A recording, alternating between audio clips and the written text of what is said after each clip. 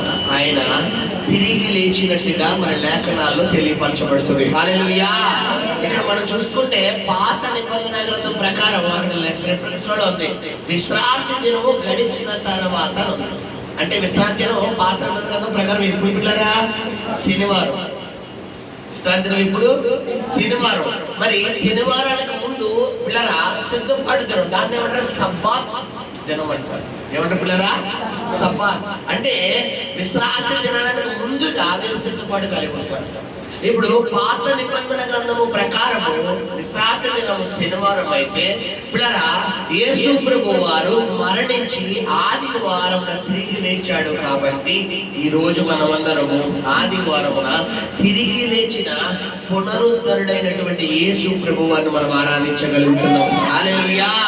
మరి ఈ రోజు సొసైటీలో చాలా డినామినేషన్స్ ఉన్నాయి పిల్లరా. క్రైస్తవ సంఘాలు అన్నవారు చాలా, అందులో కొన్ని సంఘాలు ఉన్నాయి. మరి సెవెంత్ డే చర్చ్ అంటారు. వీరు ఎప్పుడు ఆరాధిస్తారు తెలుసా? శనివారం మాత్రం ఆరాధిస్తారు, ఆదివారం వీళ్ళు ఆరాధించవచ్చు. కానీ బైబిల్ ప్రకారము కొత్త నిబంధన గ్రంథము ప్రకారము మనము దేవుడు ఎప్పుడు ఆరాధించాడు పిల్లరా? ఆదివారం ఆరాధించవచ్చు. అయితే ఇక్కడ చూసుకోండి, గమనించండి. మరి యేసు ప్రభు వారు ఆయన చెప్పిన విధముగానే మరణించి తిరిగి లేస్తాను అని పిల్లరా ఆయన చెప్పిన విధంగానే తిరిగి లేచినట్టుగా ఇక్కడ లేఖనాల్లో మనకి కనబడుతున్నాయి. అయితే మొట్టమొదటిగా ఆయన చూసిన వ్యక్తి ఎవరంటే ఒక స్త్రీ. ఎవరమ్మా? ఒక స్త్రీ. అక్కడ ఆమె వెతుకుతుందంట. చదువునా మాట సార్ రెండో మాట. ఇదిగో ప్రభువు దూత పరలోకం నుండి దిగివచ్చి రాయి పొర్లించి దాని మీద కూర్చుండెను. అప్పుడు మహా భూకంపము కలిగెను. ఆ దూత స్వరూపము మెరుపు వలె ఉండెను. అతని వస్త్రము హిమమంత తెల్లగా ఉండెను. అతనికి భయపడుట వలన కావలి వారు వణికి చచ్చిన వారి వలె ఉండేది. దూత ఆ స్త్రీలను చూసి మీరు భయపడకూడదు, మీరు భయపడద్దు, సిలువ వేయబడిన యేసును మీరు వెతుకుచున్నారని నాకు తెలియను. ఆయన ఇక్కడ లేడు. తాను చెప్పినట్టే ఆయన లేచి ఉన్నాడు. హల్లెలూయా. ఇక్కడ గమనించండి పిల్లరా, వీళ్ళు ఏ విధంగా వెతుకుతున్నారంటే మనం పిల్లరా చూసుకుంటే ఈ యొక్క మత్తయి సువార్త 27వ అధ్యాయము పిల్లరా చూడండి, అక్కడ 61వ వచనం చదువునా.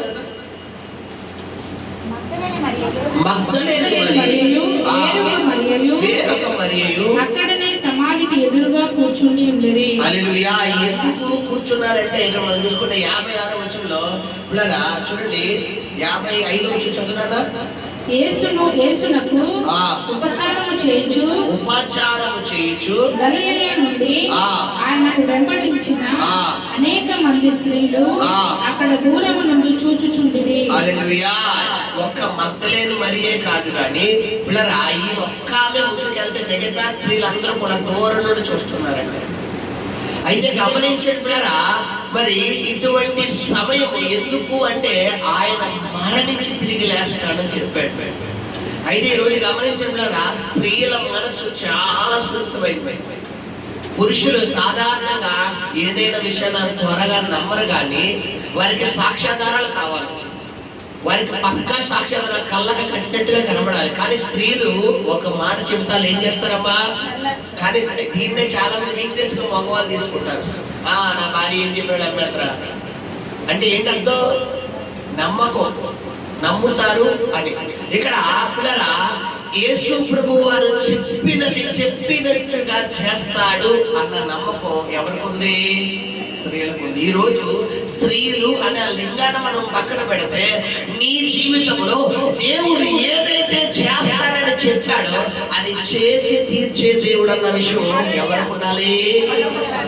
మనం ఏం చేస్తామంటే పిల్లరా పరిస్థితులు బట్టి మన యొక్క విశ్వాసం ఏమైపోద్ది? మారిపోద్ది.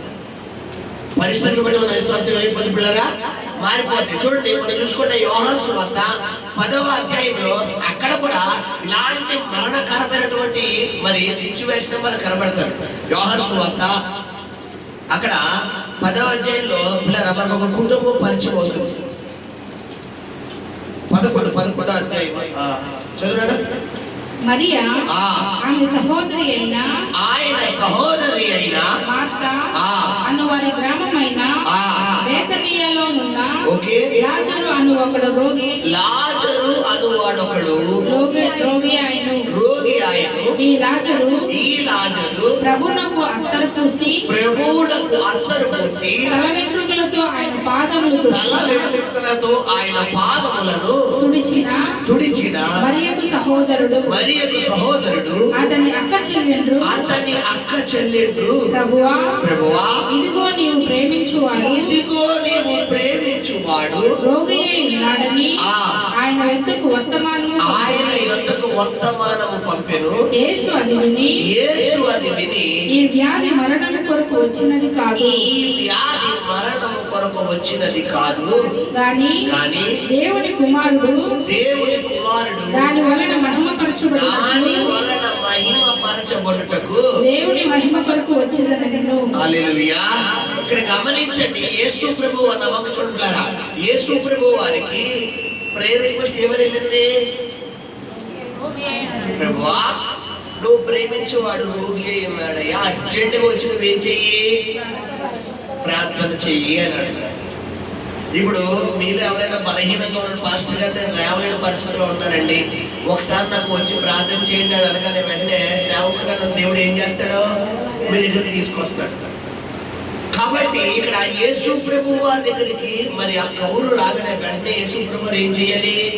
బయలుదేరాలి. కానీ యేసు ప్రభు వారు అక్కడ ఏం మాట్లాడుతున్నారు? అతడు రోగి అయి ఉన్నాడని యేసు వినినప్పుడు తానున్న చోటనే ఇంకా 2 దినములు నిలిచెను. ఇది ఎక్కడ న్యాయం? యాక్చువల్లీ నువ్వు సమస్యలో ఉన్నావు అనగానే దేవుడు వెంటనే పిల్లరా నీ ముందు స్పందించాలా లేదా? మనం ఏమనుకుంటాం? ప్రార్థన చేయగానే కార్యం జరిగిపోవాలి అనుకుంటాం, అవునా కదా? ఒకవేళ కార్యం జరగడం ఆలస్యమే అయిందనుకోండి, ఏంటో నా ప్రార్థనకు దేవుడు ఏమివ్వట్లేదు, సమాధానం ఇవ్వడం లేదు, నేను చేసిన ప్రార్థన ఏమైపోతుందో ఏంటో ఏదో అలా జీవితం వెళ్ళిపోతుంది అంతే, ఎప్పుడెత్తాడా రాని అని సొమ్మసిల్లిపోయే అడవుల్లోకి వెళ్ళిపోతాం. అయితే ఇక్కడ మనం చూసుకుంటే పిల్లరా యేసు ప్రభు వారు బైబిల్ ప్రకారము కొన్ని విషయాలు కొన్ని ప్రార్థనలకి దేవుడి సమాధానం ఆలస్యం అవుతుంది.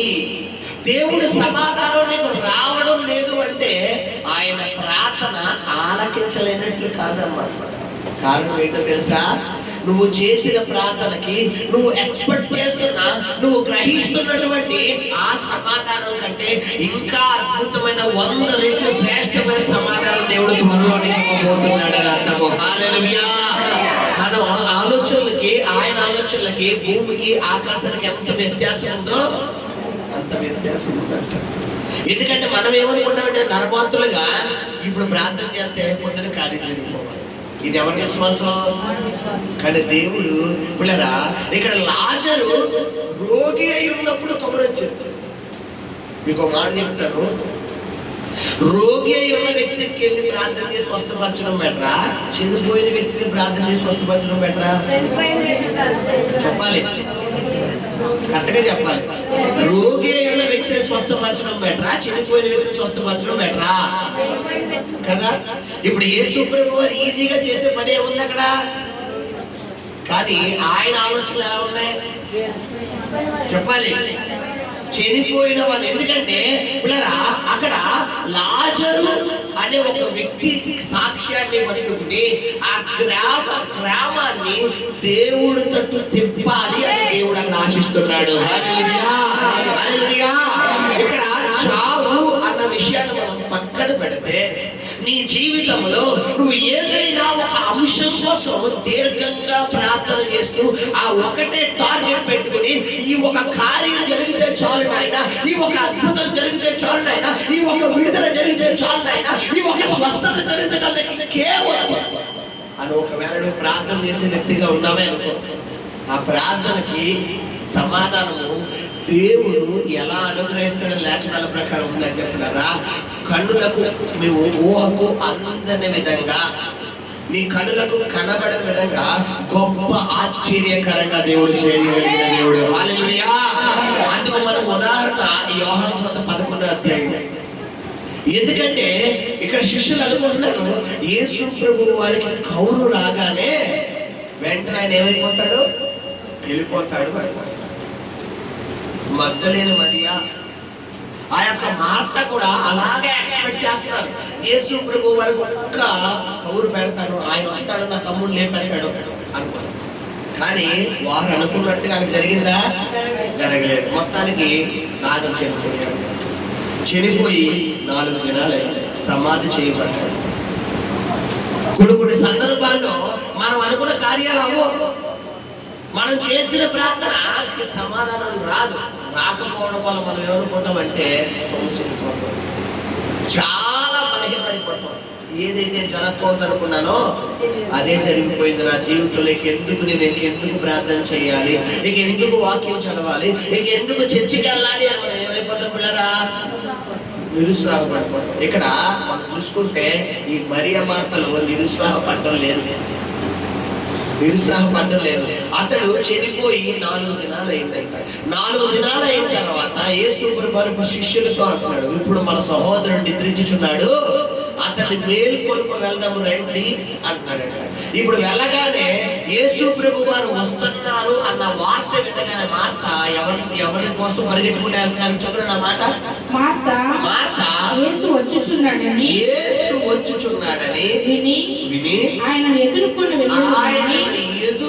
వెళ్ళెను. కానీ మరియా ఇంటిలో కూర్చుని ఉండెను. మార్త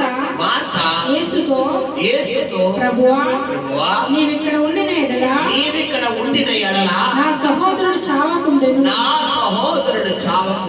ఇప్పుడైనను నీవు దేవుని ఏమడిగినను దేవుడు నీకు అనుగ్రహించునని ఎరుగుదునెను. హల్లెలూయా. ఏమండి, వీళ్ళు ఎన్ని రోజుల క్రితం కౌరింటారంటే యేసు ప్రభు వారికి? 2 రోజుల క్రితం. చనిపోయి ఎన్ని రోజులు అయింది? మొత్తం 2 4 ఎంత? 6 రోజులు. ఇప్పుడు కౌరింటిన 6 రోజులకి ఎవరన్నా ఇంటికి వచ్చారనుకోండి, ఇలా మాట్లాడతావా? చెప్పాలి, అలా మాట వస్తుందా? ఆ మొహం చూడగానే ఏం చేస్తావు? ఇలా తీసుకుని ఇప్పుడు చూడు వచ్చాడు, ఇప్పుడు ఎందుకు ఏమంటావు? ఇప్పుడు ఎందుకు రావడం? అంతా అయిపోయిన తర్వాత వచ్చేది తల్లి కూర్చొని నాతో కూడా ఏడు అవును కదా. ఎవరికో ఇంట్లో పోలేదు, ఆ చివరి చూపుని చూడాలనుకుంటున్నారు. బేగరా అంటే పిల్లడా చనిపోయి సమాధి కార్యక్రమం కూడా అయిపోయి 4 రోజులు అయిందంటే ఇంట్లో అందరూ దుఃఖ సందులో ఉన్నప్పుడు ఇప్పుడు వచ్చి అయ్యో అని బాధపడితే మనకు గౌరవం దక్కుతుందా? ఇప్పుడు యేసు ప్రభు వారు అటువంటి సమయంలోనే ఉంటున్నారు. వచ్చి నిలబడగానే వార్తమ్మ ఏమంటుంది? ప్రభువా, చదువు మాట. ప్రభువా, నీవు ఇక్కడ ఉండిన ఎడలా నా సహోదరుడు చావకుండెను. ఓకే, ఇది విశ్వాసంతో కూడిన మాట. యేసు ప్రభు వారు ప్రార్థన చేస్తే ఎంతో మంది చనిపోయిన వారి కళ్ళ ముందు లేచారు కాబట్టి తప్పకుండా ఈయన సహోదరుడు కూడా లేచిపోయాడు నమ్మారు. ఫోన్లే ఇది కళ్ళ ముందు చాలా మంది చూశారు కాబట్టి ఈయన తమ్ముడి విషయంలో కూడా జరుగుతుంది అనుకున్నారు. ఫోన్లే విశ్వాసం. అసలైన మాట అక్కడ దాగుంది ఏంటి? ఇప్పుడైనను నీవు దేవుని ఏమడిగినను దేవుడు నీకు అనుగ్రహించునని ఎరుగుదునెను. హల్లెలూయా. ఈ విశ్వాసం ఎవరిలో ఉండాలమ్మా? చెప్పాలి. కొన్ని సందర్భాల్లో నువ్వు చేసిన ప్రార్థనకి సమాధానం ఆలస్యం అవుతుంది అంటే నీ ప్రార్థన దేవుడు ఆలకించలేనట్టు కాదమ్మా. నీ ప్రార్థనకు దేవుడు చెవి యొక్కలేనట్టు కాదు. ఎందుకంటే యెషయా 59 ఉంది, రక్షింపబడిన యెహోవా హస్తము కొరచ కాలేదు, విననేర్పడి యెహోవా చెవులు ఆయన చెవిటోడు కాదు. నువ్వు ఏ ప్రార్థన చేసినా ఆయన ఆలకిస్తాడు. మరి నువ్వు చేసిన ప్రార్థనకి సమాధానం రావట్లేదు అంటే ఇంకా సమయం ఉంది. ఇంకా ఏదో దేవుడి సన్నిధిలో మనం ఒప్పుకోవాల్సి ఉంది. ఇంకా దేవుడి సన్నిధిలో ఏదో ప్రార్థన దేవుడు మన దగ్గర నుండి ఆశిస్తున్నాడు అనే విధంగా మనం దాన్ని రిసీవ్ చేసుకోవాలి తప్ప ఎంత ప్రార్థన చేసినా ఏం జరుగుతుంది నా బ్రతుకు, ఏం జరుగుతుంది నా జీవితంలో, నేను చేసిన ప్రార్థన నాకేం సమాధానం రావట్లేదు అని మనం ఏమైపోకూడదు పిల్లరా, నిరుత్సాహపడిపోకూడదు. ఇక్కడ మరి మాత్రం నిరుత్సాహపడిపోతుందంటే నిరుత్సాహపడలేదు. ఏం మాట్లాడదమ్మా పిల్లరా, ఏం మాట్లాడండి? ప్రభువా నీవు ఇక్కడ ఉండిన ఎడలా నా సహోదరుడు చావకుండెను. ఓకే, ఇప్పుడైనను నువ్వు దేవుని ఏమడిగినను దేవుడు నీకు అనుగ్రహించని. హల్లెలూయా. ఏమండి అసలు మార్త ప్లేస్ లో మనం ఉందాం. చనిపోయాడు, 4 రోజులు అయింది, సమాధి చేయబడ్డాడు. ఇప్పుడు 4 రోజులకి సమాధి చేయబడిన వ్యక్తి నేను తిరిగి లేకపోవడం మామూలు విషయమా? కానీ విశ్వాసం ఎలా ఉందమ్మా చెప్పాలి. మామూలు విశ్వాసం ఏది చెప్పాలి. నీ పరిస్థితి చాలా క్రిటికల్ గా ఉంది. ప్రస్తుత ఫైనాన్షియల్ స్టేటస్ ఇక ఎలా ఉందంటే చేతిలో రూపాయి లేదు, ఏం చెయ్యాలో కూడా అర్థం కావట్లేదు. చాలా మెంటల్ ప్రెజర్ గా ఉంది, చాలా మానసిక ఒత్తిడిగా ఉంది. నీ యొక్క జాబ్ లో నువ్వు ఎదుర్కొంటున్న ఒత్తిడి చాలా టూ మచ్ గా ఉంది. నీ ఇంట్లో పరిస్థితి చాలా టూ మచ్ గా ఉంది. మరి ఇటువంటి సమయంలో, ఇటువంటి పరిస్థితిలోనే మరియ మార్పులు ఉన్నారు. అక్కడ మరణము అనేది ఉంది, ఇక్కడ నీ జీవితంలో నువ్వు ఎదుర్కొన్న సిచ్యువేషన్ కూడా అలాగే ఉంది. అయితే మరియ మాత్రం నోటి నుంచి వస్తున్న మాట ఏంటమ్మా చెప్పాలి? ప్రభువా నీవిక్కడ ఉండిన ఎడలా నా సమస్య నాకు లేకపోయినే, నా కష్టం నాకు లేకపోయినే, నా రోగము నాకు లేకపోయినే, నా శోధన నాకు లేకపోయినే, నా ఇబ్బంది నాకు లేకపోయినే, నా పోరాటం నాకు లేకపోయినే, నా నింద నాకు లేకపోయినే అని ఎవరనాలి? శబ్దంగా చెప్పాలి. మనం అంటున్నామా? మనం ఏం చెప్పి ఇంట్లో నా కష్టం ఎప్పుడు తీరుతుందో, నా బ్రతుకు ఎప్పుడు మారుతుందో, నా కన్నీరు ఎప్పుడు సమాధానం వస్తుందో, ఎప్పుడు నవ్వుతానో అయిపోయింది. ఇంకొంతమంది ఇంకా దారుణం, ఏళ్ళే ముఖ్యం బిడతారు ఏంటి చెప్పండి. ఇంకా ఈ జన్మ నా బతుకు చెప్పండి. అమూల్యమైన మీ ముత్యం వంటి ఆ పదాలు బయటకు వదలండి అమ్మా. ముత్యం లాంటి పదాలు బయటకు వదలండి అమ్మా. అప్పుడు ఎప్పుడు మేము అనలేదు పాస్టర్ గారు పెడతారు చెప్పండి. ఇక జన్మలో నా బ్రతుకు మారు, ఇక జన్మలో నువ్వు మారు, నేను చస్తే గాని చెప్పాలి. ముత్యం వంటి పదాలు నేను చెప్తే గాను మారు. ఇప్పుడు మార్త అలా అంటుందా? ఇప్పుడు మార్త ప్లేస్లో నువ్వు నేను ఉన్నావు అనుకోండి, ఏం ప్రభు ఎంత పరిచయం చేశాను, నువ్వు ఇంటికి రాగానే వేడు వేడు సిక్కిది కానీ వేడు వేడు అన్నావు, వేడు వేడు చేపల కూర ఉంటే తీసేదాన్ని. నువ్వు రావడం ఆలస్యం, నువ్వు ఎక్కడికి వెళ్ళినా మాత ఆ రైస్ పెట్టమంటే వెంట ఓకే ప్రభు ఏంటైనా ఇలా చేసావు, ఎంత నమ్మకం పెట్టుకున్నాను. నీకు ఒక్క కౌరు పెట్టగానే వెంటనే ఆ మాతమ్మ అర్జెంట్గా వచ్చేస్తాడు అని అనుకున్నాను. కానీ ఉడుకు లేదు. ఇదిగో ఆ ఎక్కడో ఊరు శివరున్న కూడా వచ్చారు నా దగ్గరికి, ఎక్కడో బీరకాయ పీసులు కూడా వచ్చేది. కానీ నువ్వు రాలేదు. వస్తా వస్తా వస్తా వస్తా వస్తా వస్తా వస్తా అని చూసేది. రాలేదు. ఇప్పుడు వచ్చావా, ఇప్పుడు ఎందుకు ఆయన అన్న అంటాం ఎవరో మనం. కానీ మాట్లాడుతున్నామ్మా, ఇప్పుడైనను నువ్వు దేవుణ్ణి అడిగినను హల్లెలూయా నువ్వు చెప్పగలిగే విశ్వాసం కూడా ఉండాలమ్మా. నీ సమస్య మృతతుల్యమైపోయినప్పటికీ, నీ సమస్య సమాధి చేయబడినప్పటికీ, నీ సమస్య నీ పరిస్థితి ప్రజెంట్ సిచ్యువేషన్ మొత్తం మృతతుల్యం అయిపోయింది. అసలు ఇక లేవనే లేదు, 1% కూడా నీకు ఏం లేదు, స్కోప్స్ లేవు. ఇక జరగకూడదు అంతా జరిగిపోయింది. వైద్యులు చెప్పి సరిగ్గా లేదమ్మా, చాయిస్ లేదు, ఇంకా అవకాశం లేదు, అవకాశం వదిలేసుకుంటారు. నీ పరిస్థితి ఉంది లేదు, ఇంకా ఏదో అదేదో జరిగితే ఇక అప్పటి నుంచి కొద్దిగా బయటకు రాగలను, అది కూడా అయిపోయింది. ఇంకా నాకు ఇప్పట్లో నేను సమస్యల నుంచి నేను బయటికి రాలేదు. అంటే నా బతుకు ఇంకా ఎలా రాసుకుంటే అలా జరుగుతుంది. ఇక సాగోరేమో నువ్వు ఎలాంటి పిరికి తనపు మాటలు మాట్లాడితే అలాగే జరుగుతుంది. ప్రభు వారు ఏమంటున్నారు, నీకు ఆవగింజంత విశ్వాసం ఉంటే ఈ కొండను పట్టుకుని ఏం చేయాలంట, సముద్రంలోకి వెళ్ళమంటే అది వెళ్ళాలంటే. కానీ మనం ఏం చేస్తాం చెప్పాలి, విశ్వాసం ఉంటుంది, విశ్వాసం లేకుండా ఉండవు. కొండ ఆవగింజంత విశ్వాసం కాదు మనకి. పిల్లరా ఏమంటారు, తర్బూజాత విశ్వాసం ఉంటుంది. ఎంత విశ్వాసం, పుచ్చకాయ ఇంటికి వచ్చినట్టు ఇంకా బాగుంటుంది. పుచ్చకాయ అంత విశ్వాసం ఉంటుంది. కానీ మనం దేని చూస్తామమ్మా, కొండనే చూస్తాం. ఏంటో నా సమస్య వస్తే, నా బతికితే. కొంతమంది సహోదరులకి ఆడవారికి ఈజీగా చేయొచ్చారు దగ్గరికి నెత్తి మీదకి. ఏంటో నా బతుకు, నీ నోడుతో అన్ని రోజులు సాధారణ నెత్తి మీద ఉంటాడు. మనం చూసుకుంటే యెహెజ్కేలు 37:1-14 ప్రకారము ఎండిపోయిన ఎముకల లోయలోకి యెహెజ్కేలు ప్రవక్తను దేవుడు తీసుకెళ్తున్నప్పుడు ఆ ఎండిపోయిన ఎముకల లోయలోకి తీసుకెళ్ళి ఏం చెప్తున్నాడు, ఈ ఎండిపోయిన ఎముకలు బ్రతకగలవారు అడుగుతున్నాడు.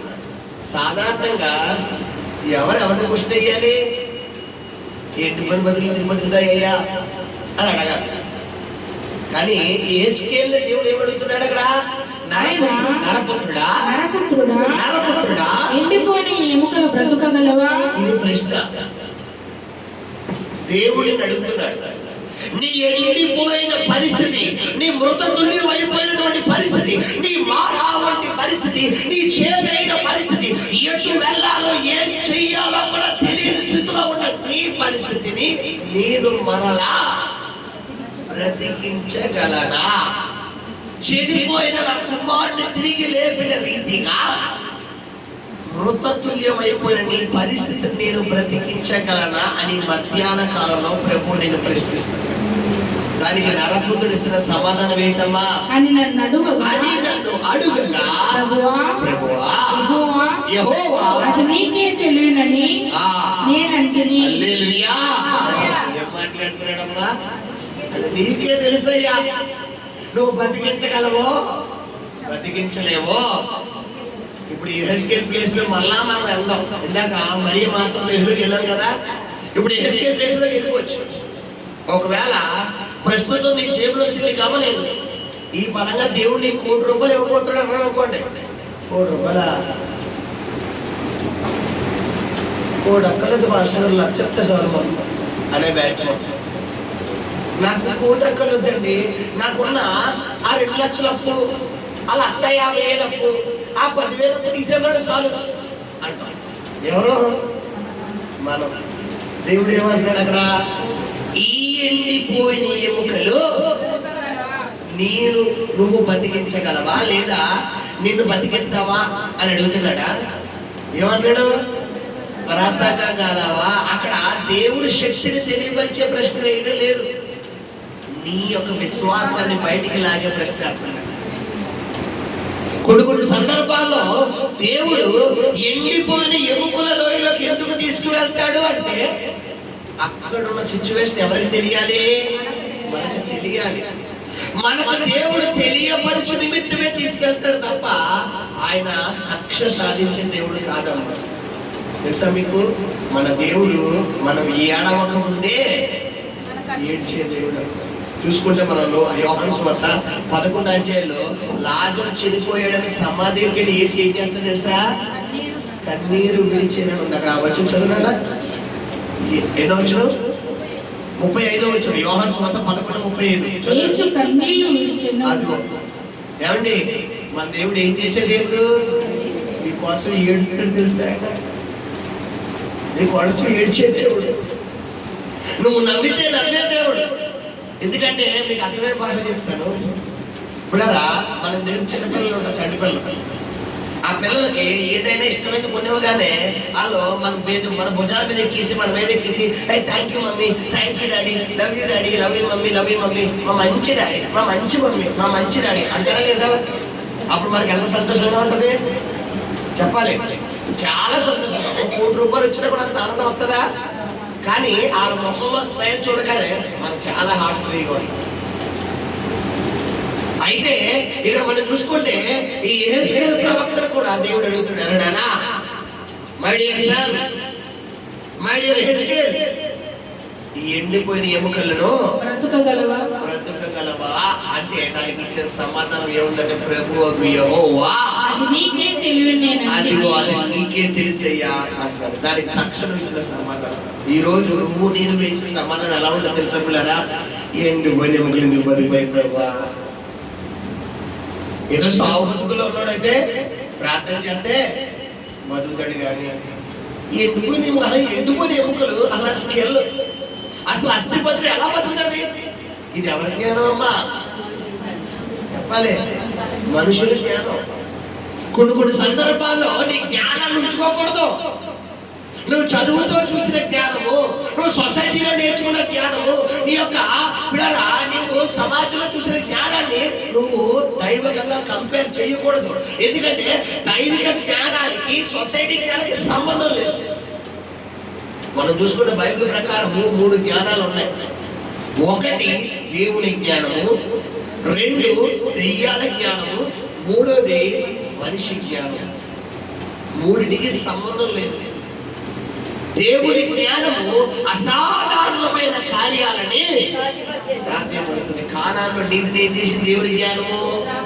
5 రెట్లు 2 చెంబులు ఏం చేసింది దేవుడి జ్ఞానము? చెప్పాలి. మారావంట నీటిని ఏం చేసింది దేవుడి జ్ఞానము? ఎండిపోయిన సముద్రాన్ని పిల్లరా ఎర్ర సముద్రం ఏం చేసింది దేవుడి జ్ఞానము? యోర్దాను నదిని ఏం చేసింది దేవుడి జ్ఞానము? ఎరుకోకూడదు ఏం చేసింది దేవుడి జ్ఞానం? ఒప్పుకోలు చేసింది. మనిషి జ్ఞానం ఏం చేస్తుంది? ఈ సముద్రం ఎంత 2 మైలు అవుతుంది నీ మొహం అలా ఎక్కడ ఉందా? ఎక్కడ కష్టముక్కలో ఉందా సముద్రం 2 మైలు అయినట్టు? ఎక్కడ గుగ్గుల్లో ఉందా? ఎక్కడ చదువులో ఉందా? అలా నీ మొహం చచ్చిపోయి ఎందుకు వెళ్తాడయ్యా? గుడ్డోడు ఎందుకు వస్తే మోగడు మాట్లాడతాడా? అయ్యో పుట్టుకుతో మోగడు ఎందుకు మాట్లాడతాడు అని ట్రాష్ ఆయన్ని కల్పితాను. ఎందుకంటే మనుష్య జ్ఞానం సంబంధం లేదు. కనీసం అంతూ కూడా చిక్కదు. ఇక దెయ్యాల జ్ఞానం అయితే ఇంక చెప్పక్కర్లేదు, దరిదాపులోకి రాదు. ఈ దెయ్యాల జ్ఞానం కలిగిన వారి మాటలు ఎలా ఉంటాయంటే పిల్లరా, దేవుడు మాట ఏది లెక్క చేయరు. అసలు దేవుడు అన్న మాట ఎత్తేవకుండా దగ్గర నువ్వు ఏదన్నా చెప్పు కానీ అయ్యి నా దగ్గర ఎత్తు, ఆ టాపిక్ నా దగ్గర ఎత్తు, ఆ టాపిక్ నా దగ్గర డిస్కషన్ చేయకు అని చెప్పి ఏం చేస్తాం పిల్లరా? ఈ మాటలు మాట్లాడతారు. దెయ్యాలకు సంబంధించిన జ్ఞానం జరుగుతుంది. ఇప్పుడు దేవుడి జ్ఞానం యెహెజ్కేలుతో ఉండగా యెహెజ్కేలు అడుగుతున్నాడు, ఈ ఎండిపోయిన ఎముకలు బ్రతకగలవా అని అడుగుతున్నాడు. యెహెజ్కేలు ఇచ్చిన సమాధానం ప్రభువు యెహోవా అది నీకే తెలుసయ్యా. నువ్వు చెయ్యగలిగిన దేవుడు అయ్యా, నువ్వు జరిపించగలిగిన దేవుడు అయ్యా అన్న మాట అర్థం అనమాట. ఎప్పుడైతే నాకే తెలియను అని అంటున్నావు కాబట్టి అయితే నిన్నే వాడుకుంటాను. ఎవరు వాడుకుంటాను? నిన్నే వాడుకుంటానని యెహెజ్కేలు వెంటనే ఏం చేస్తున్నారా? అందుకు ఆయన ప్రవచనమెత్తి ఎండిపోయిన ఈ ఎముకలతో ఇట్లను ఎండిపోయిన ఎముకలారా యెహోవా మాట ఆలకించుడి. ఈ ఎముకలకు ప్రభువైన యెహోవా సెలవిచ్చినది ఏమనగా మీరు బ్రతుకున్నట్లు నేను మీలోనికి జీవాత్మను రప్పించుచున్నాను.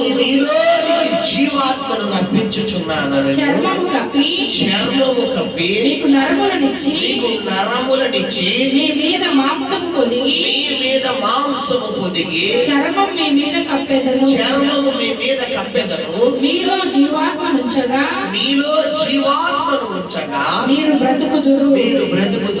అప్పుడు నేను యెహోవానై ఉన్నానని మీరు తెలుసుకుందురు. ఆయన నాకు ఇచ్చిన ఆజ్ఞ ప్రకారము, ఇక్కడ చూడండి, ఆయన నాకు ఇచ్చిన ఆజ్ఞ ప్రకారము నేను ప్రవచించుచుండగా గడగడమని ధ్వని ఒకటి పుట్టెను. అప్పుడు ఎముకలు ఒకదానితో ఒకటి కలుసుకొనెను. హల్లెలూయా. నా వంక శ్రద్ధగా అందరూ చూడండి. నా వంక ఎలాగే చూడండి. మీ ముందు ఒక స్కెలిటన్ ఉంది. ఏముంది? ఒక అస్థి పంజరం ఉంది. ఇప్పుడు ఈ అస్థి పంజరాన్ని దేవుడు చూపించి, ఈ అస్థి పంజరం నీ సమస్య, ఎటు కథలు లేకుండా మెదలు లేకుండా అలా ఉండిపోయింది.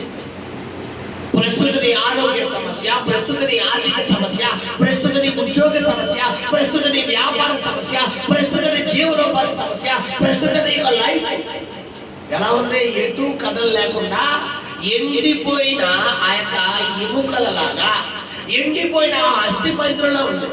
మనిషి ఏదే కదులుతాడు కానీ ఎముకలు కదులుతాయా?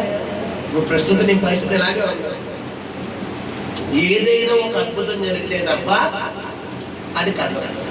ఇప్పుడు ప్రభు ఏం మాట్లాడుతున్నాడు? ఈ పునరుద్ధరణ ఆదివారంలో ఆ ఎండిపోయిన పరిస్థితి కోసం వచ్చాడు. ఈరోజు మరి మార్నింగ్ బయటికి వెళ్ళినప్పుడు పేపర్లో స్టేట్మెంట్ చూశారు. ఈరోజు మరి లోకేష్ గారు ఒక స్టేట్మెంట్ రిలీజ్ చేస్తున్నారు. ఏంటది? డిఎస్ఏ మెగా నోటిఫికేషన్ ఇచ్చారు. అది రిలీజ్ చేస్తున్నాడు. 8 గంటల గంట 10 గంటల గంట. ఇప్పుడు ఎన్నో సంవత్సరాల నుంచి ఎదురు చూస్తుంది జనాలు చాలా మంది. దేనికోసం? డిఎస్సి నోటిఫికేషన్ కోసం. కానీ ఈరోజు ఏం చేస్తున్నాడు ఆయన? రిలీజ్ చేస్తున్నాడు. ఇప్పుడు ఎప్పుడెప్పుడు అని వారి జీవితంలో ఆ పరిస్థితి ఉంది. ఇప్పుడు ఆయన బట్టలు నొక్కుతాడో, మరి టిక్ పెడతాడో, మరి ఏం నొక్కుతాడో తెలియదు కానీ పిల్లరా అది రిలీజ్ చేస్తాడు. ఈ బాడీ రిలీజ్ అయిందో తెలియదు. హల్లెలూయా. ఇప్పుడు గమనించండి, అలాగే నీ జీవితంలో ఈ ఎండిపోయిన పరిస్థితి ఉంది. ఎన్నో సంవత్సరాలు బట్టి ముందుకు కానీ వెనకగానే వెళ్తలేదు. అలా ఎండిపోయిన పరిస్థితి ఉంది. ఇప్పుడు దేవుడు నీతో మాట్లాడుతున్నాడు. ఈ ఎండిపోయిన ఒకచోట మళ్ళీ అంటున్నారు, ఈ ఎండిపోయిన ఎముకలకు నరములు వచ్చి, మాంసం వచ్చి, చర్మము పొదిగి పిల్లరా వాటిలోకి జీవాత్మ ప్రవేశించినట్లు మీరు బ్రతుకుదురు. జీవాత్మ ప్రవేశించినట్లు వాటికి ఏం చేయమన్నాడు? ప్రవచనం ఎత్తి పలకాలి. ప్రవచనము అన్న మాటకు అర్థం ఏంటంటే జరిగేది, జరగబోయేది తెలియపరిచేదాన్ని ప్రవచనము అంటారు. నీ జీవితంలో ఆ ఎండిపోయిన అనుభవము మరలా చిగురించాలి.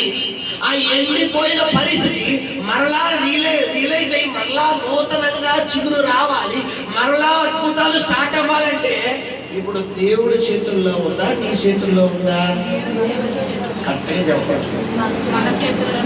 ఇప్పుడున్న వాక్యాన్ని బట్టి దేవుడి చేతుల్లో ఉందా, నీ చేతుల్లో ఉందా? చెప్పాలి శ్రద్ధంగా. వాక్యం మీరు చూపించాను కదమ్మా. ప్రభువు యెహోవా ఈ ఎండిపోయిన ఎముకలతో అడుగుతున్నాడట, ఇవి బతకగలవా అంటే యెహెజ్కేలు చెప్పిన సమాధానం అది నీకే తెలియదు. అయితే నాకే తెలియదు అంటున్నావు కాబట్టి నిన్నే వాడుకుంటాను. ఇక్కడ ఉన్న వారందరూ ఒక్కొక్కరు యెహెజ్కేలు అంటారు. ఒక్కొక్క యెహెజ్కేలు. నీ ఇంట్లో ఆ యొక్క పరిస్థితి ఒక స్కెల్టన్ లాంటి, ఒక ఎముకల లోయ నీ ఇంట్లో ఉన్నటువంటి పరిస్థితి. ఇప్పుడు నీ కళ్ళ ముందు నువ్వు కళ్ళు తెరిస్తే కళ్ళు పోతే ఆ పరిస్థితే కనబడుతుంది.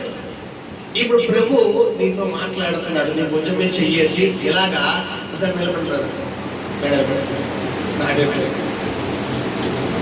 ఇలా భుజం మీద ప్రభు నీ భుజం మీద ఇలా చెయ్యేసి, నా కుమారుడా ఈ ఎండిపోయిన ఎముకలు బ్రతకగలవా అని అడుగుతుంటే యెహెజ్కేలు ఏమంటాడు? సమాధానం ప్రభువు యెహోవా అది నీకే తెలియదు. ఎందుకంటే మనం చూసుకుంటే యెహెజ్కేలు మొదటి అధ్యాయం 37 అధ్యాయాలు అక్కడ పిల్లరా ఎముక యెహెజ్కేలు తన ఆత్మతో కొనిపోతాడు. దేవుడు ఆత్మతో కొనిపోయి ఆయన నన్ను నడిపించుచుండగా, నా మాట చదువురాడు ఒకసారి 2వ వచనం చదువురాడు.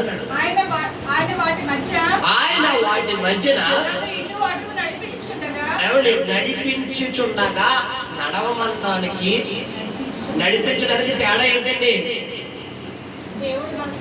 చెప్పాలి. నడవమండం అంటే ఏంటి?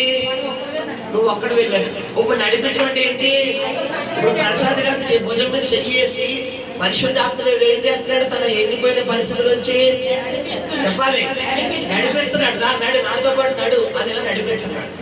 ఇప్పుడు దేవుడు నీ ఎండిపోయిన పరిస్థితి గురించి నీతో పాటు ఉన్నారు. నువ్వు ధైర్యంగా ముందుకు నడంటే నువ్వేం చెయ్యాలి? మనం ఏం చేద్దాం? నడమంటాం ఆయన. అవి కూర్చుపోతాయేమో, అవి లేచిపోతాయేమో, అవి ఏమైనా కలిసేస్తాయేమో. అలా ఎండిపోయిన ఎముకలు ఎందుకు చంపుతాయి? చెప్పాలి. ఇక్కడ గమనించండి, నీ పరిస్థితిని నువ్వు చూసినంత వరకు నువ్వు కార్యాలు పొందుకోవాలి. పరిస్థితిని సైతం తారుమారు చేయగలిగిన దేవుడి వైపు నువ్వు చూసినప్పుడు దేవుడు కార్యాలు పొందుకోగలుగుతావు. హల్లెలూయా. దేవుడి వైపు తిరుగుతుంది తన దృష్టి. ఎప్పుడైతే ఈ యొక్క ఎండిపోయిన ఎముకల లోయలోకి ప్రవచిస్తున్నాడంట. ఇప్పుడు ఈ ఎండిపోయిన ఎముకలు చూడు, ఈ ఎండిపోయిన ఎముకలు బ్రతకగలవా? నీ మృతతుల్యమైపోయిన సమస్య నుండి నేను విడిపించగలనా అని నిన్ను దేవుడు ఈ మధ్యాహ్న కాలంలో ప్రశ్నిస్తున్నాడు. దీనికి నేను ఇచ్చిన సమాధానం ఏంటి? అది చెప్పేస్తే ఇంటికి వెళ్ళిపోవచ్చు. చెప్పాలి, నీ ఎండిపోయిన పరిస్థితి నుండి నేను బ్రతికించగలనా దేవుడు. దీనికి మనం ఇచ్చే సమాధానం ఏంటి? చెప్పాలి. బ్రతికించగలవు. ఒకటి. సరే, బ్రతికించగలవంటే రెండు వెళ్ళొద్దాడా? అయితే ఎండిపోయి చెప్పుతో మాట్లాడు. బ్రతికించగలవని చెప్పావు కదా, ఇక చెప్పాను కదా, మరి నువ్వే చెయ్యాలి కదా అంటాడా?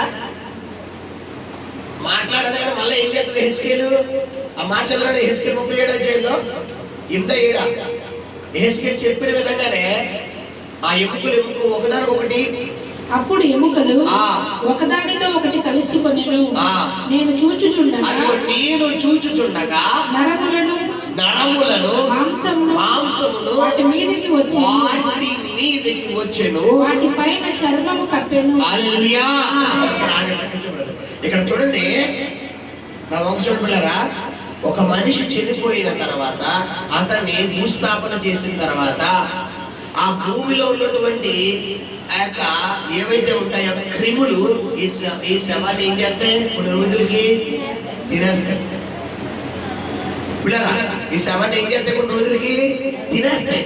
ఇప్పుడు గాలి, భూమి, నీరు, అగ్ని, ఆకాశం, ఈ పంచభూతాలు కూడా బిళ్ళరా ఈ యొక్క చనిపోయినటువంటి ఈ శవాన్ని వాటిలో పనిచేసుకుంటారు. భూమి, ఆకాశం, నీరు, అగ్ని, గాలి, ఈ పంచభూతాలు వాటిలో తీసేసుకుంటారు. ఇప్పుడు యెహెజ్కేలు వేడికి ప్రవచిస్తున్నాడు. చెప్పాలి, ఎండిపోయిన ఎముకలకు మాత్రమేనా? ఈ 5 పంచభూతాలకే కూడానా? శ్రద్ధగా చెప్పాలి. ఎందుకంటే ఈ పరిస్థితి ఇలా దిగజారిపోవడానికి కారణం ఎంతమంది? చెప్పాలి.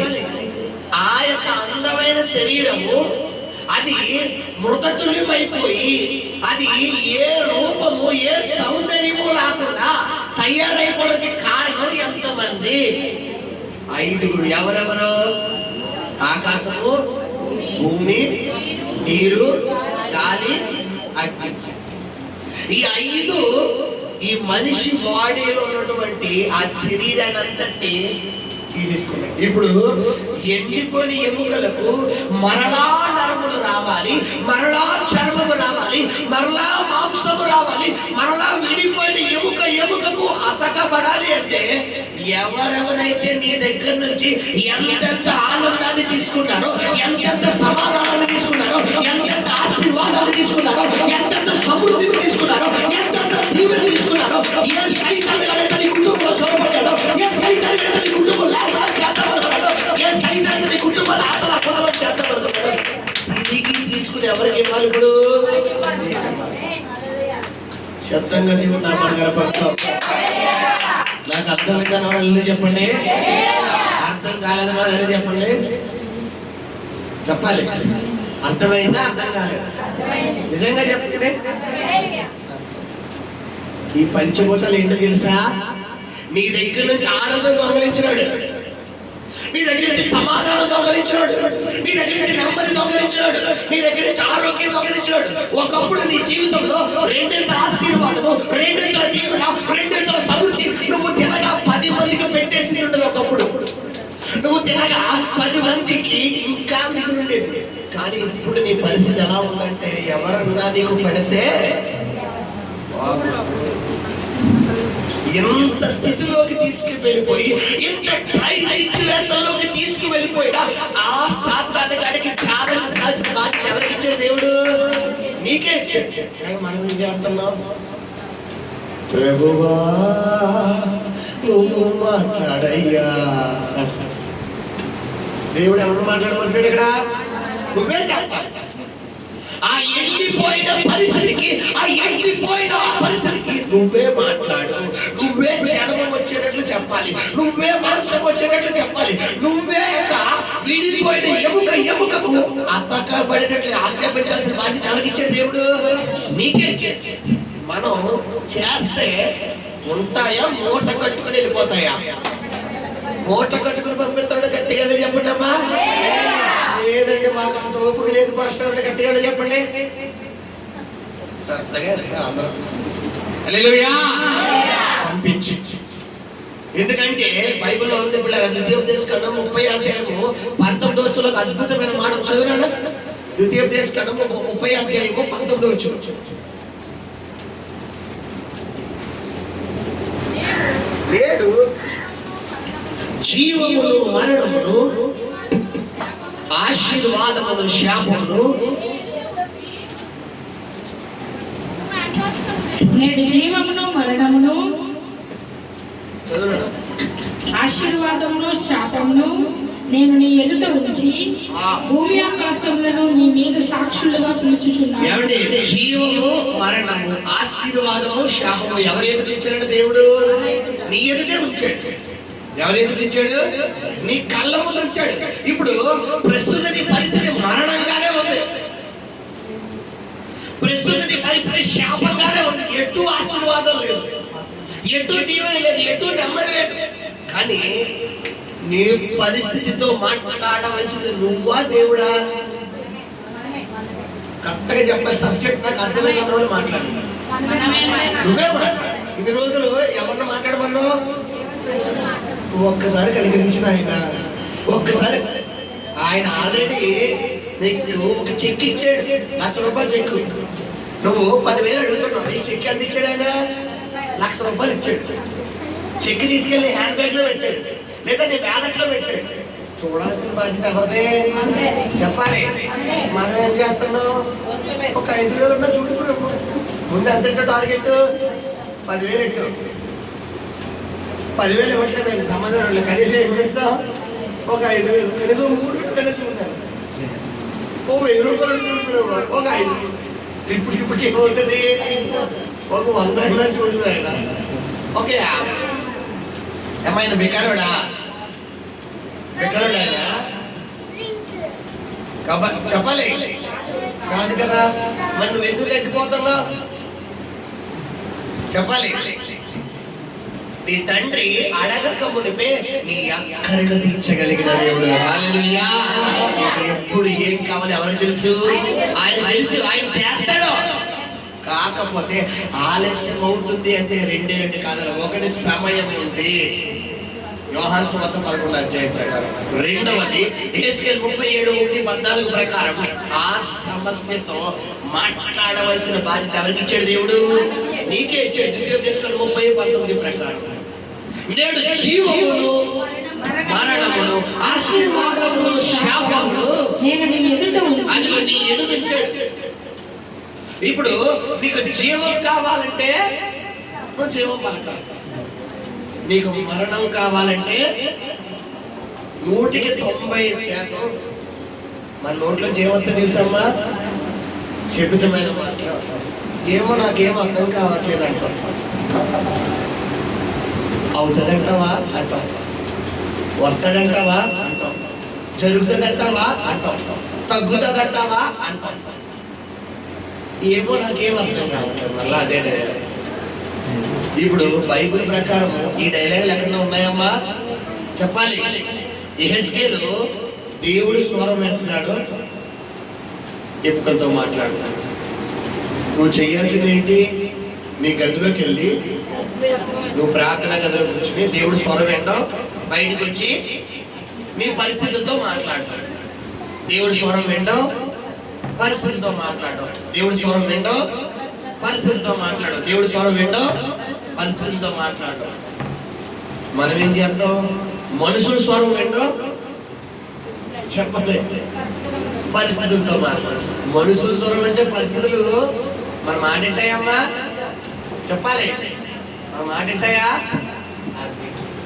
ఇంకా నీ జీవితంలో నువ్వు అనుకున్న కార్యం జరగకపోవడానికి కారణం ఏంటంటే నీకు నచ్చినట్టు నువ్వు చేస్తున్నావు, కానీ ఎవరికి నచ్చినట్టు చేయట్లేదు. చెప్పాలి, దేవుడికి నచ్చినట్టు చేయట్లేదు.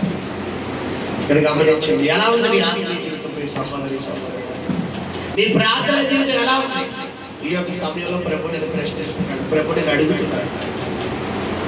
ఒకటే మీకు సమాధానం అమ్మా, క్రీస్తు మన కొరకు మరణించి తిరిగి లేచింది ఎందుకో తెలుసా? నీ యొక్క మృతతుల్యమైపోయినటువంటి నీ పరిస్థితిని ఆయన కూడా తిరిగి లేపడం కోసం మాత్రమే. హల్లెలూయా, హల్లెలూయా. గమనించండి, మనము ఇప్పుడు కథలని మెదలని బొమ్మను మొక్కడం లేదు, మాట్లాడలేని రాయిని రప్పుని మొక్కడం లేదు. ఎవరికి మొక్కుతున్నాం మనం? సజీవుడైన దేవుడు మొక్కుతున్నాము. హల్లెలూయా. బైబిల్ నాకు నిజముగా మొరపెట్టు వారికి నేను సమీపంలో ఉన్నాను అంటున్నాడు. నువ్వు మొరపెట్టి చూడు. నిజంగా మొరపెట్టవేంటి పాస్టర్ గారు? అబద్ధంగా అంటే ఉంది కాబట్టి బైబిల్లో ఉంది. అబద్ధంగా మొరపెట్టడం తెలుసా? కొంతమంది ప్రజలతో మాత్రం ప్రార్థన చేస్తారు. వీళ్ళు హృదయం అంతా ఎక్కడ విడిపోయి ఉంటుంది? సమస్యను మాత్రమే చెబుతారు. మొదటి సమయంలో 17 అధ్యాయం మనకు ఉదాహరణ. దావీదు గొలియాతు స్టోరీ. 40 రోజులు సౌలు ఇశ్రాయేలు టీం అందరూ ఎవరు చూస్తున్నారు? చెప్పాలి శబ్దంగా, గొలియాతునే చూస్తున్నాడు. 41వ రోజు ఒకడు వచ్చాడు. ఎవరైనా? గొలియాతుని చూస్తున్నాడు, దేవుడే చూస్తున్నాడు. ఈ 40 రోజుల వీళ్ళు ఓన్లీ సమస్య అప్పే అనారోగ్యమే భర్తే భార్య బిడ్డలే సోదరే వ్యాపారం కూర్చో, ఇదే చూస్తున్నారు. బట్ 41వ రోజు దావీదు రంగంలోకి వచ్చి ఒక మాట అన్నాడు. ఏంటి? జీవము కలిగిన దేవుడి సైన్యములను తిరస్కరించుటకు ఈ సున్నతి లేని ఫిలిష్తీయుడు ఎంతటి వాడు. హల్లెలూయా. మిగతా వాళ్ళు లేని దావీదులో ఉన్నది ఏంటో తెలుసా? చెప్పాలి, సత్తా. ఈడంతా హల్లెలూయా. అక్కడ వాడు మొదటి సమయం 17 మంది వాడు ఆ శరీర ఆకృతులు కనబడుతున్నాయి. వాడి చేతిలో ఉన్న ఈటంట నేత కాని దూరే అంట పడవంట. మీకు చాలాసార్లు చెప్పిన సబ్జెక్ట్ నేత కాని దూరే మీకు చెప్పిన ఏంటది? మన గోదావరిలో పుష్కరాలదేవి దగ్గర గోదావరి దగ్గర వాడ ఉంటది కదా, నావ వాడ. ఎన్ని అడుగులు ఉంటుంది? ఈజీగా 10-15 అడుగులు ఉంటుంది. అంటే వాడి చేతిలో ఉన్న ఈటే 10-15 అడుగులు. ఇక్కడ మనిషి ఇంకెంత ఏమాత్రం ఉంటాడు? చెప్పాలి.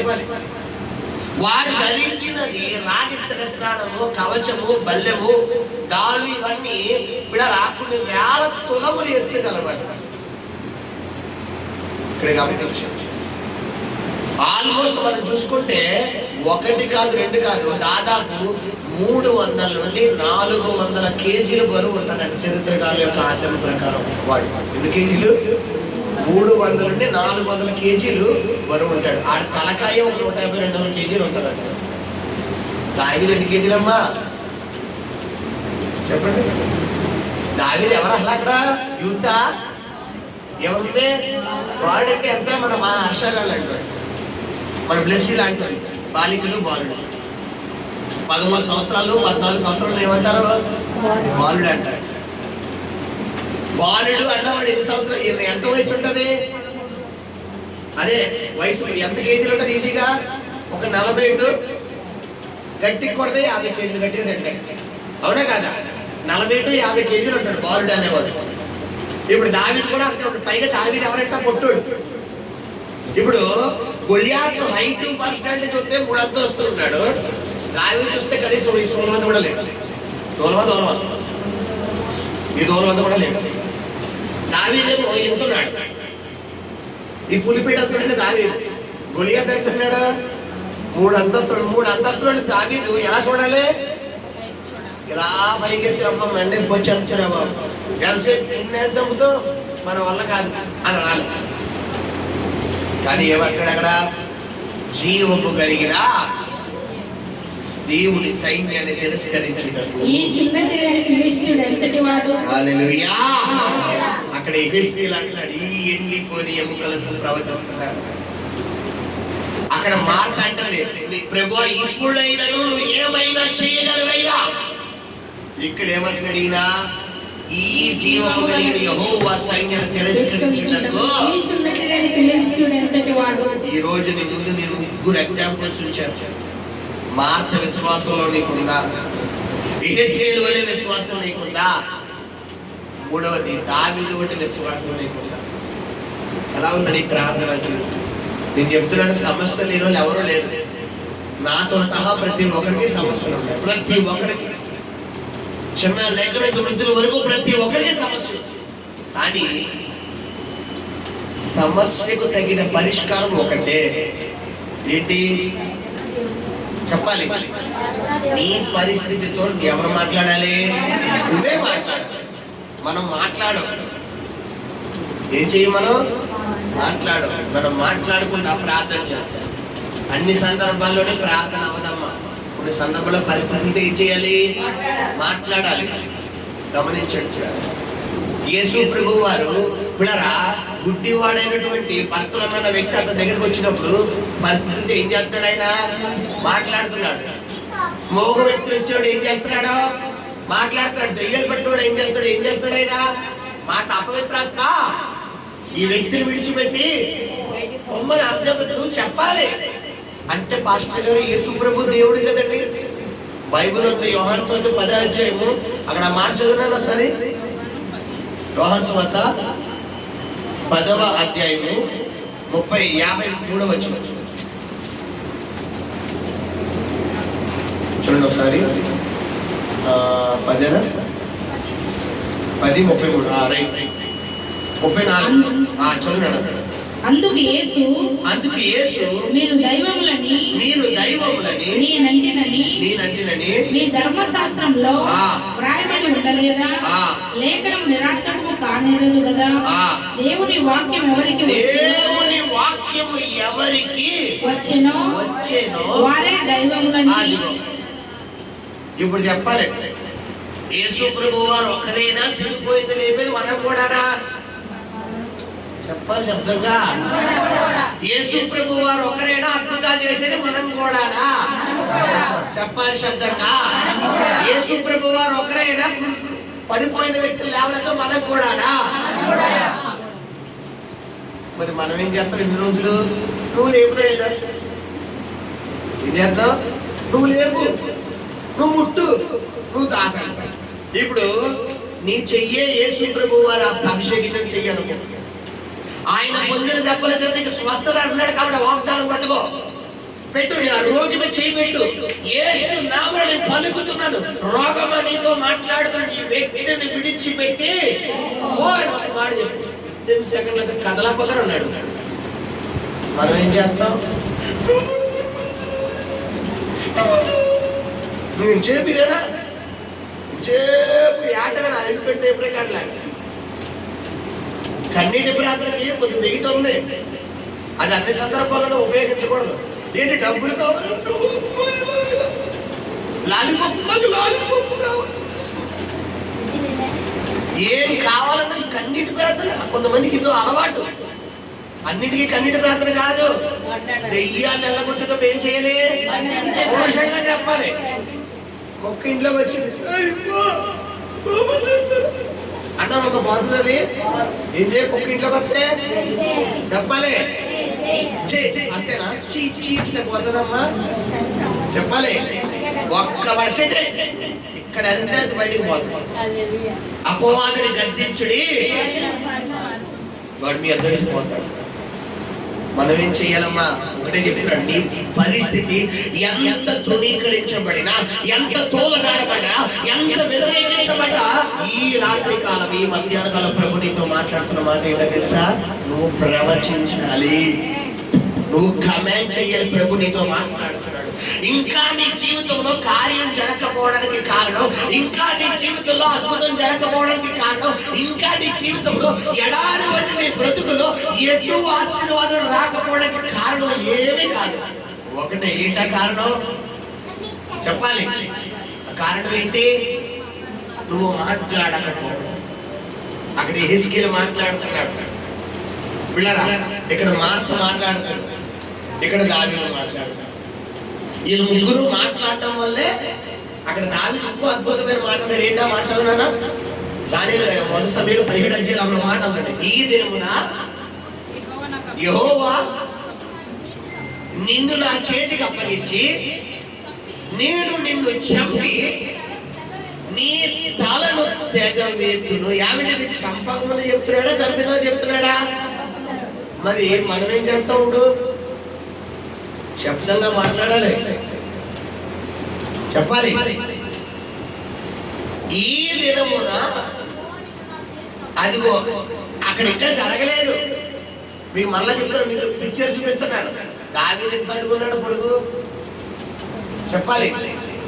దావీదు అంటున్నాడమ్మా 3 అడుగులు ఉన్నాడు, దాదాపు 4 అడుగులు ఉన్నాడు దావీదు. గొలియాతు మీకు చూపించాను కదా గూగుల్లోని. దావీదు స్కెలిటన్ చూపించానమ్మా. సార్ ఫోన్ అయినా ఫోన్ ఇక్కడ ఉన్నారు, ఫోన్ సార్ యూట్యూబ్ గూగుల్ తీయండి, గూగుల్ నెట్లేదా లేదు సార్ ఫోన్. గొలియాతు స్కెలిటన్ చూడండి, మీకు చూపిస్తాను.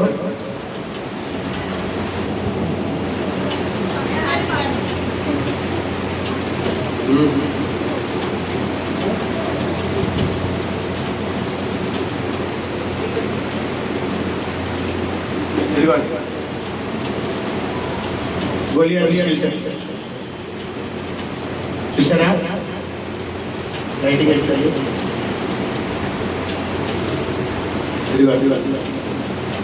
చూడండి, గొలియాతు పక్కన మనుషులు అందరూ చూసారా? ఎలా ఉన్నా చూసారా? మనుషులు 6 అడుగుల మనుషులు, ఇంగ్లీష్ వాళ్ళు అందరూ. గొలియాతు పక్కన మనుషులు అంటున్నారు, సేవల్లో ఉన్నారు. ఇది గొలియాతు స్కెలిటన్ రియల్. ఇది ఇప్పుడు నీ పరిస్థితి అలా ఉంది. గొలియాతు అంత హైట్ కడుసు పేర్లకుండా అందుకోలేవు. కానీ దావీదు ఏం మాట్లాడుతున్నాడో చెప్పాలి. ఈ దినమున నీ తలను తెగ నరకబోతున్నాడు. యెహోవా నిన్ను నాకు అప్పగించబోతున్నాడు. నిన్ను తెగ నరికి నిన్ను చంపి ఇశ్రాయేలు పక్షంగా యెహోవా ఉన్నాడన్న వార్త నేను చెప్పబోతున్నాను అన్నాడు. హల్లెలూయా. కాబట్టి గొలియాతు తలే 300 కేజీలు ఉంటే అందులో దశభాగం దావీదు. గొలియాతు వెయిటే 300-400 కేజీలు ఉంటే దావీదు అందులో దశభాగంలో ఉన్నాడు. ఇప్పుడు ఒకవేళ దగ్గరికి వెళ్ళినా కానీ తలచుకుని ఏం చేయాలి అనాలి. కానీ దావీదు ఏం చేస్తాడంట? గొలియాతు దగ్గరికి వెళ్ళి వాడి మీద పడి బలాఢ్యుడై పిల్లరా ఒడిసెలతోనూ రాతితోనూ పిల్లల కత్తితోని కొట్టి చంపి వాడి తల్ల ఏం చేస్తాడు? మళ్ళీ ఎవరి కత్తెట్టుకు వెళ్ళాడు? దావీదు సెపరేట్ కత్తెట్టుకు వెళ్ళాడా? ఎవరి కత్తితోని? దావీదు ఫిలిష్తీయుడి కంటే బలాఢ్యుడై. అదిగో దీన్ని బట్టి నీ సమస్యను చూడాలా? సమస్యను సైతం తారుమారు చేయగలిగిన దేవుడిని చూడాలా? చెప్పాలి. నీ సమస్యను చూడాలా? సమస్యను తారుమారు చేయగలిగిన దేవుడిని చూడాలా? హల్లెలూయా. దావీదు దేన్ని చూశాడు? దేవుడిని చూశాడు. దేన్ని చూశాడమ్మా దావీదు? దేవుడిని చూస్తున్నాడు. ఈ రోజు మనం దేన్ని చూస్తున్నాం? సమస్యను చూస్తున్నాం. నీ సమస్యను చూసిన దూరం నీ రాత్రి నిద్ర పడదమ్మా. నేను చెప్పేస్తాను సరిగ్గా ఆకలేదు, నిద్ర పడదు. ఏంటో నా బ్రతుకు ఎప్పుడే వార్త తినాలనిపిస్తుంది. ఎప్పుడేం జరుగుతుందిరా బాబు? టెన్షన్ టెన్షన్ టెన్షన్ టెన్షన్, భయం భయం భయం భయంగా ఉంటుంది. నీ సమస్యను చూసినంత వరకు, నీ సమస్యతో ఉన్నంత వరకు నాకేం అర్థం కావట్లేదు, నాకేం అర్థం కావట్లేదు, నాకేం అర్థం. ఇది తప్ప ఇంకోటి రాదు. ఇప్పుడు దావీదు అందులో ఏమన్నా డైలాగ్ వేసాడా? హిజ్కియా ఒక డైలాగ్ వేసాడా? మార్త ఒక డైలాగ్ వేసిందా? ఏమంటున్నారు చెప్పాలి. మాట ఏమంటే, ప్రభువా నేను ఇక్కడ ఉండి కదా నా తమ్ముడు చెప్పుకోడు అయినను ఏమైంది దేవుడు ఏమడిగేస్తాడు ఈరోజు నీకు ఎవడా దేవుడు చెప్పాలి. ఏ మార్తమ్మలో ఎక్కువ, మరియమ్మలో ఎక్కువ, లేడు తక్కువ? ఎందరైతే ఆయన ఆత్మతో నింపబెడుదురో వారందరూ ఆయన కుమారులు కుమార్తెలు అనబడతారు. ఈరోజు నువ్వు ఆత్మను పొందుకోలేదా?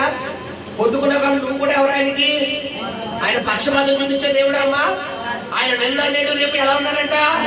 ఏకరీతిగా ఆయన ఒకప్పుడు మాత్రం ఎలా ప్రేమించాడో అదే విశ్వాసం కలిగి నిన్ను అలాగే ప్రేమించాడు. కాకపోతే మాత్రం ఉన్నది మనలో లేదు. ఏంటి అంటే కలిగి ఉన్నాం ఈరోజు విశ్వాసం చెప్పాలి. నేను కలిగి ఉన్నాడు గట్టిగా చెప్పండి. అంతే, నేను కలిగి ఉన్నాను ఆ విశ్వాసం గట్టిగా చెప్పండి. నాకు ఇస్రాయేల్ కంటే విశ్వాసం ఉందని గట్టిగా చెప్పండి. లేదు పాస్టర్ గారు, నాకు దావీదు అన్న విశ్వాసం ఉందని గట్టిగా చెప్పండి. నాకు ఈ ముగ్గురు విశ్వాసం మిక్సింగ్ కూడా వేస్తారండి అన్న గట్టిగా చెప్పండి. ఇప్పుడు ఒకటే చెప్తున్నాను, నీ కొరకు క్రీస్తు మరణించి తిరిగి లేచింది నువ్వు ఇంకా బలహీనతలో ఉండడానికి కాదు, ఇంకా అదే శోధనలో ఉండడానికి కాదు.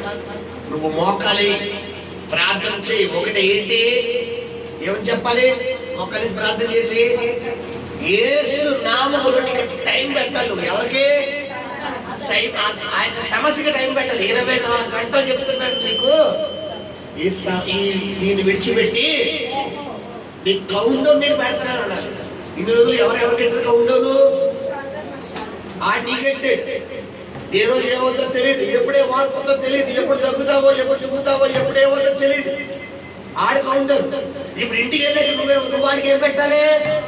కౌంటౌన్ పెట్టాలి. కౌంటౌన్ అంటే ఏంటి చెప్పాలి? నువ్వు పలకాలి, టైం పెట్టాలి ఆడికి. 24 గంటలో నీకు చెప్తున్నాను. ఎందుకంటే నేను అలాగే మాట్లాడుతున్నాను. వచ్చిన అదే వచ్చిన విశ్వాసం చాలా మంది ఎరుగుతా భాష గారు కాల్ ఎక్కి చేయడం. నేను అంటాను, ఇంటికి ఎక్కి నేను మేడ పెట్టి చివరి పెట్టి ఎక్కిలో తగ్గిపోతాను. అలా అలా ఎక్కిసి తగ్గిపోయి నెడకొచ్చి పాస్టర్ గారు తగ్గిపోయిందండి, మేడ పెట్టి ఎక్కి తగ్గిపోయింది అంటారు. కొంతమంది నా దగ్గరికి రాగానే అమ్మ ఒక 5 నిమిషాలు తగ్గిపోతుంది అంటారు. నేను మాట్లాడతాను, ఆత్మలోకంలో మాట్లాడతాను, ఎన్నికలతో మాట్లాడతాను, ఆ నరాలతో మాట్లాడతాను, ఆ యొక్క పరిస్థితితో మాట్లాడతాను. నేను చేసిందే మీకు చెప్తున్నానమ్మా. నీ జీవితంలో నువ్వు కూడా ఏం చేయాలి? యెహెజ్కేలు ఎండిపోయిన ఎముకలతో మాట్లాడినట్టుగా ఈ ఉదయకాల ప్రభు నీతో మాట్లాడతాడు.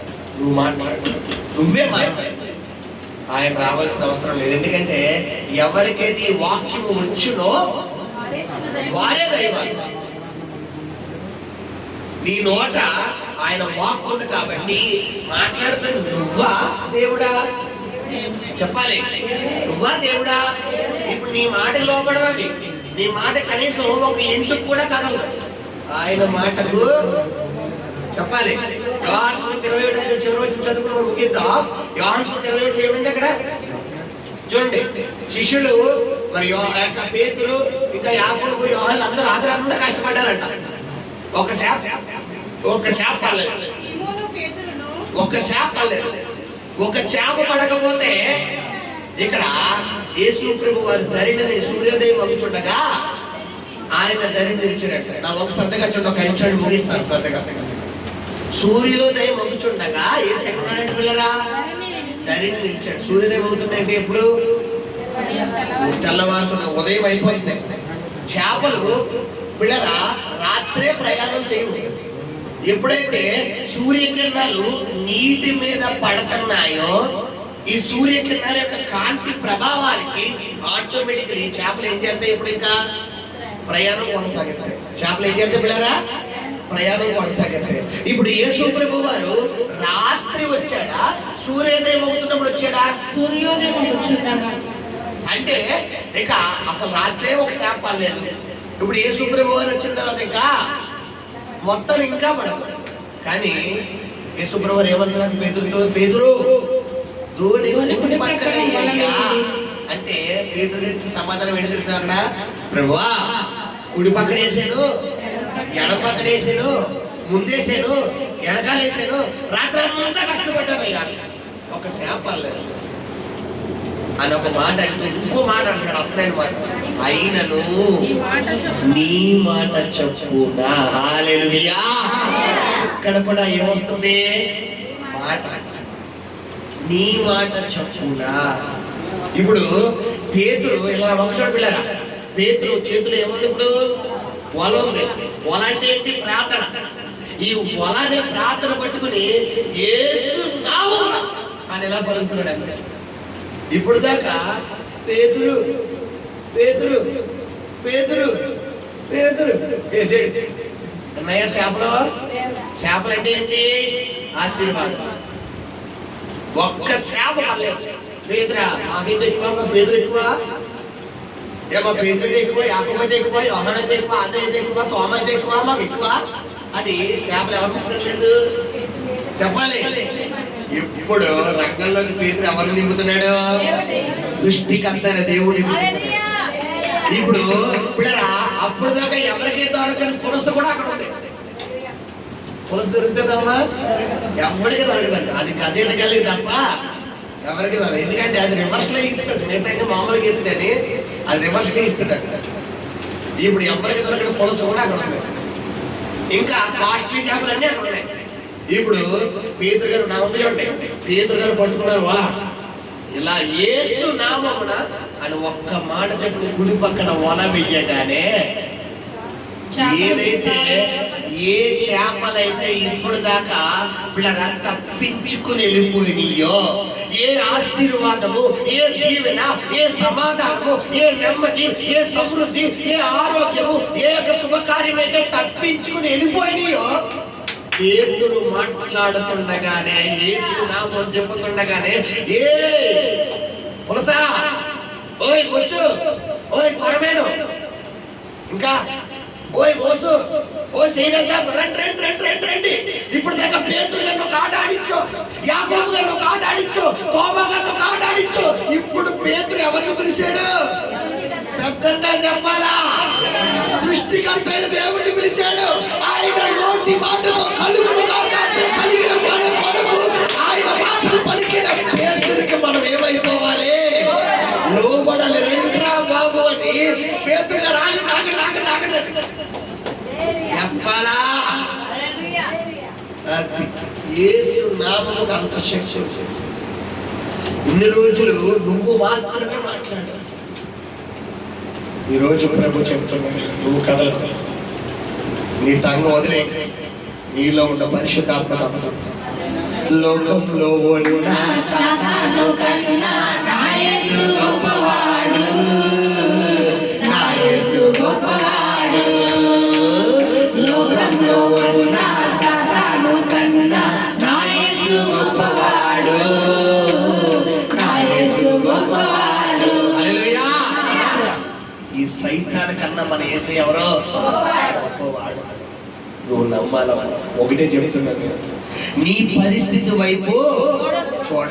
పరిస్థితిని సైతం తారుమారు చేయగలిగిన దేవుడి మీద నీ విశ్వాసం కలిగి ఉండు. ఒకటే చెప్తున్నాను, నీ పరిస్థితితో నువ్వు మాట్లాడు. నువ్వు ఆజ్ఞాపించి యేసు నామములో ఇప్పుడే ఎముకలు కదులును గాక, ఇప్పుడే ఈ వ్యక్తిలోకి జీవం వచ్చును గాక, ఇప్పుడే స్వస్థత కలుగును గాక, ఇప్పుడే నాకు అమౌంట్ వచ్చును గాక, ఇప్పుడే నా కార్యం జరుగును గాక, నాకు వివాహం జరుగును గాక, నాకు గర్భం తెరవబడును గాక, నా భర్త మారును గాక, నా భార్య మారును గాక, నా పరిస్థితి మారును గాక, నా కుటుంబం కట్టబడును గాక. నువ్వు ఆజ్ఞాపించగలిగితే అయి కాదు. అలా కాకుండా చైనా అయినా చైనా అయినా చైనా అయినా ఆయన నువ్వు మాట్లాడు, నువ్వు మాట్లాడు, నువ్వు మాట్లాడు. నువ్వేమంటావు? నువ్వు చైనా అయినా ఇంతే. ఆయన ఏమంటున్నాడు? నువ్వు మాట్లాడంటున్నాడు, నువ్వు ఆజ్ఞాపించాడు. మనం ఏం చేస్తాం? నాకు అంత ఓపిక లేదు ఆయన చెప్పాలి. నాకు అంత ఓపిక లేదు. నీకు ఓపిక లేకపోతే ఇంకంతా నీ పని లేదు. నేనే హ్యాండిల్ చేస్తానంటే మోటా ముడి సర్దుకుని ఏం చేస్తుంది చెప్పాలి. ఇంట్లో సోఫా సెట్ మీద దివాళి కట్ట మీద కూర్చోబెడతావా, సర్దీసి పంపించేద్దావా? సర్దీసి పంపిద్దామని గట్టిగా చెప్పండి. లేదండి ఇంట్లో దివాళి కట్టేసి మంచం వేసి పడుకోబెడతానని గట్టిగా చెప్పండి. చెప్పాలి. ఉంచుతారన్న గట్టిగా చెప్పండి. ఉంచుతారన్నారు ఉంచుతావా ఉంచుతావా దేవుని కట్టేసి ఉంచుతావా? ఇప్పుడే పంపించారు గట్టిగా చెప్పండి. పరిశుద్ధ స్తోత్రం నాయన ప్రభువా, నీకు చెల్లిస్తున్నాను తండ్రి.